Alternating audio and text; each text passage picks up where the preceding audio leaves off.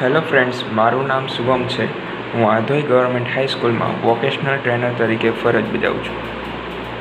આપણે લાસ્ટ લેક્ચરમાં અન્યોન્ય પ્રેરણ તેમજ આત્મપ્રેરણ વિશે જાણ્યું હતું. આ બંનેની માહિતી મેળવવી ખૂબ જરૂરી છે, કારણ કે આપણે હવે ટ્રાન્સફોર્મર વિશે જાણવા જઈ રહ્યા છીએ. ટ્રાન્સફોર્મર વિશે જાણવા માટે આપણે અન્યોન્ય પ્રેરણ વિશે જાણવું ખૂબ જરૂરી હતું. તે આપણે લાસ્ટ લેક્ચરમાં શીખ્યું.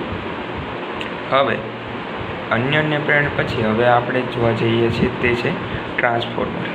તો ટ્રાન્સફોર્મર આપણે જાણ્યું છે અત્યાર સુધી કે એક બેઝિક માહિતી મળેલી છે કે અન્યોન્ય પ્રેરણ ઉપર કાર્ય કરે છે, તેમજ એસી વોલ્ટેજને વધારવા ઘટાડવાનું કાર્ય ટ્રાન્સફોર્મર કરે છે.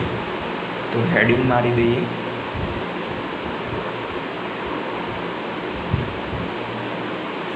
ટ્રાન્સફોર્મર.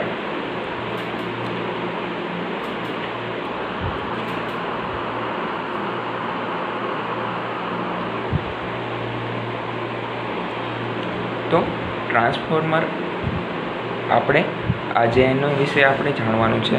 ટ્રાન્સફોર્મરમાં તેનો આપણે સિદ્ધાંત જાણીશું, તેની રચના જાણીશું અને તેની કાર્યપ્રણાલી જાણીશું. તો સૌથી પહેલાં તેનો સિદ્ધાંત શું છે એ જોઈ લઈએ.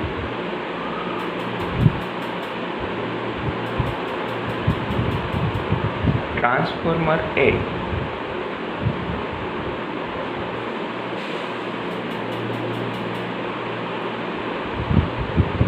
અન્યોન્ય પ્રેરણ ના સિદ્ધાંત પર કાર્ય કરે છે. ટ્રાન્સફોર્મર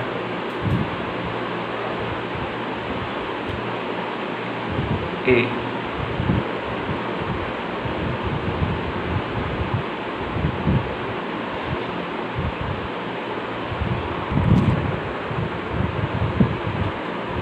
સ્થાયી પ્રકારનું વીજ ઉપકરણ છે. તો સિદ્ધાંત શું કહે છે કે ટ્રાન્સફોર્મર છે એ અન્યોન્ય પ્રેરણના સિદ્ધાંત પર કાર્ય કરે છે. અન્યોન્ય પ્રેરણ પણ શેના ઉપર કાર્ય કરે છે? વિદ્યુત ચુંબકીય ક્ષેત્ર ઉપર. તો આપણે ઇનડાયરેક્ટલી એટલે કે એવી રીતના પણ લખી શકીએ કે ટ્રાન્સફોર્મર એ વિદ્યુત ચુંબકીય ક્ષેત્ર પર કાર્ય કરતું ઉપકરણ છે. કારણ કે અન્યોન્ય પ્રેરણ પણ એક પ્રકારનું વિદ્યુત ચુંબકીય ક્ષેત્રના લીધે જ અન્યોન્ય પ્રેરણ થાય છે. તો આપણે ટ્રાન્સફોર્મરને પણ એવી રીતના લખી શકીએ કે ટ્રાન્સફોર્મરનો સિદ્ધાંત શું છે? તો કે તે વિદ્યુત ચુંબકીય ક્ષેત્રના સિદ્ધાંત પર કાર્ય કરે છે. તો આ થઈ ગયું ટ્રાન્સફોર્મરનો સિદ્ધાંત. હવે તેની રચના જોઈએ.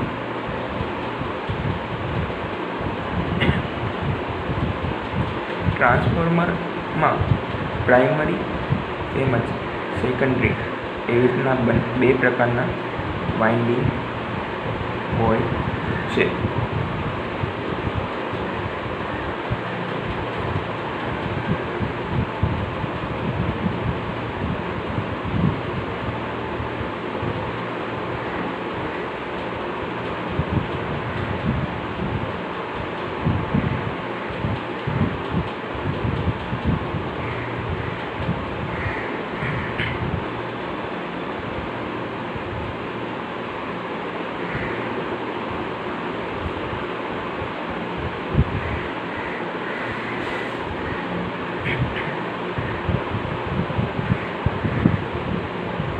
તો આ થઈ ગયું કોર. આને આપણે ટ્રાન્સફોર્મરની કોર કહેશું. તેમજ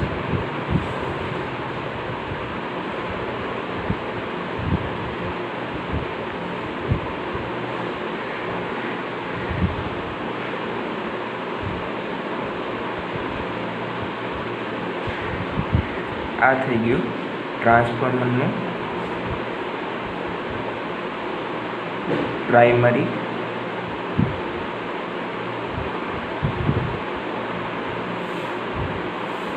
વાઇન્ડિંગ. આ થઈ ગયું પ્રાઇમરી વાઇન્ડિંગ.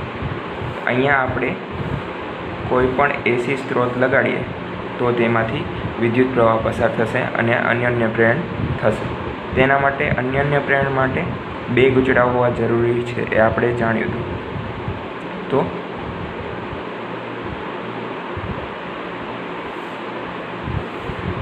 તેના માટે હજી એક અહીંયા ગૂંચળું લગાડી દઈએ. આ થઈ ગયું આપણું સેકન્ડરી વાઇન્ડિંગ. આ છે એ આપણું સેકન્ડરી વાઇન્ડિંગ છે. તો આ થઈ ગઈ ટ્રાન્સફોર્મરની રચના. ટ્રાન્સફોર્મરની રચનામાં આપણે જોયું કોર હોય છે, પ્રાઇમરી વાઇન્ડિંગ હોય છે અને સેકન્ડરી વાઇન્ડિંગ હોય છે. જે કોર છે એ પહેલાં ગૂંચળા ઇન્ડક્ટર દ્વારા જે વિદ્યુતચુંબકીય ક્ષેત્ર રેખાઓ ઉત્પન્ન થાય છે તેને ફ્લક્સ ઉત્પન્ન થાય છે તેને પોતાનામાં સમાવેશ કરીને બીજા ગૂંચળા સુધી પહોંચાડવાનું કાર્ય કરે છે. એટલે કે જે ચુંબકીય ફ્લક્સ હોય છે, આપણે ચુંબકીય ક્ષેત્ર રેખાઓને ફ્લક્સ તરીકે ઓળખીએ છીએ. ચુંબકીય ક્ષેત્ર રેખાઓ ને ફ્લક્સ કહે છે. તો આ થઈ ગયું એક ફ્લક્સ. તો કોરમાં કોર છે એ ફ્લક્સ લઈ જવાનું કાર્ય કરે છે. તેમજ કોર છે એ સ્ટીલથી બનાવવામાં આવે છે, જે એકબીજા સાથે આવી પટ્ટીઓ લગાડવામાં આવે છે. પતલી પટ્ટીઓ એકબીજા સાથે આવી પતલી પટ્ટીઓ હોય તો એને એકદમ સાથે જોડીને આવી રીતના જાડી આવી કોરની રચના કરવામાં આવે છે. આવી એકદમ પતલી પટ્ટીઓ હોય, એલ શેપની હોય છે, આઈ શેપની હોય છે. તો આ એલ શેપ થઈ ગયો. આ આપણે આઈ શેપમાં પણ બનાવી શકીએ છીએ, સી શેપમાં પણ હોય છે. જો સી શેપમાં હોય તો કોરની રચના સી આકારની હોઈ શકે, આઈ આકારની હોઈ શકે, તેમજ એલ આકારની પણ હોઈ શકે. જે અહીંયા જોઈએ છે તે આપણે એલ આકારનો પણ ગણી શકીએ. જો આ એક થઈ ગયો ઊંધો એલ અને આ થઈ ગયો એક સીધો એલ. તો આ પ્રમાણેની એક રચના થઈ ગઈ. તો બની જાય છે આપણું કોર. બરાબર છે. તેવી રીતના સી અને આઈનો ઉપયોગ કરીએ તો પણ આપણી કોર તૈયાર થઈ જાય.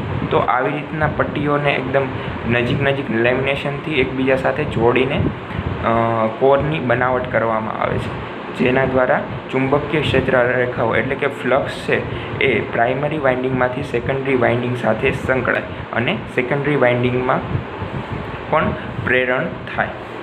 તો આ થઈ ગયા આપણે રચના.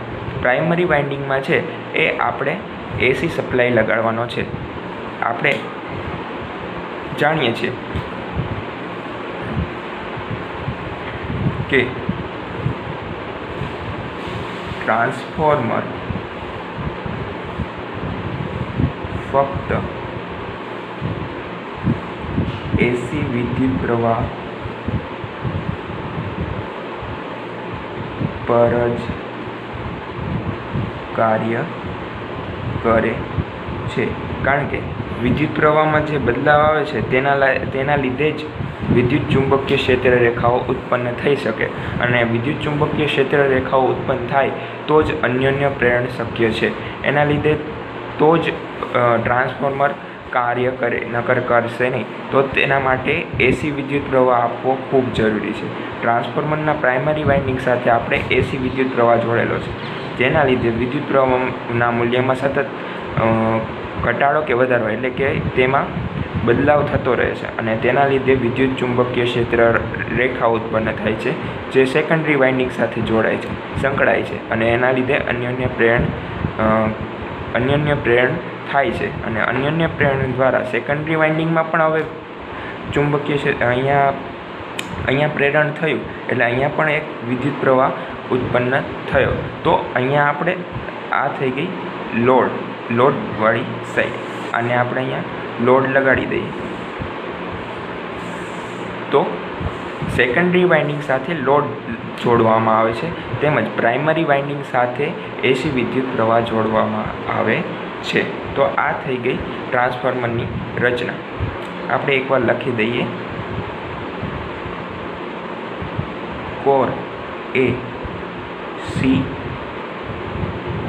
આઈ એલ આકારની હોય છે.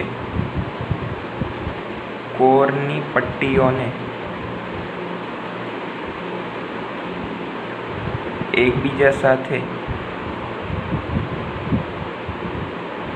લેમિનેશન કરીને જોડવામાં આવે છે. પ્રાઇમરી વાઇન્ડિંગ વિશે લખીએ તો પ્રાઇમરી વાઇન્ડિંગ સાથે એસી વિદ્યુત પ્રવાહનો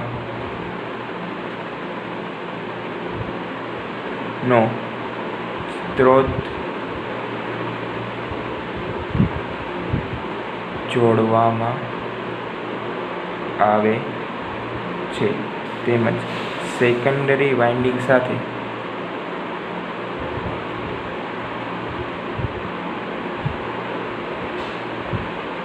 લોડ જોડવામાં આવે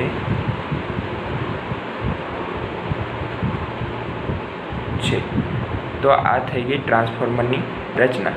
હવે આવતા લેક્ચરમાં આપણે તેની ટ્રાન્સફોર્મરની કાર્યપ્રણાલી વિશે જાણીશું. Thank you.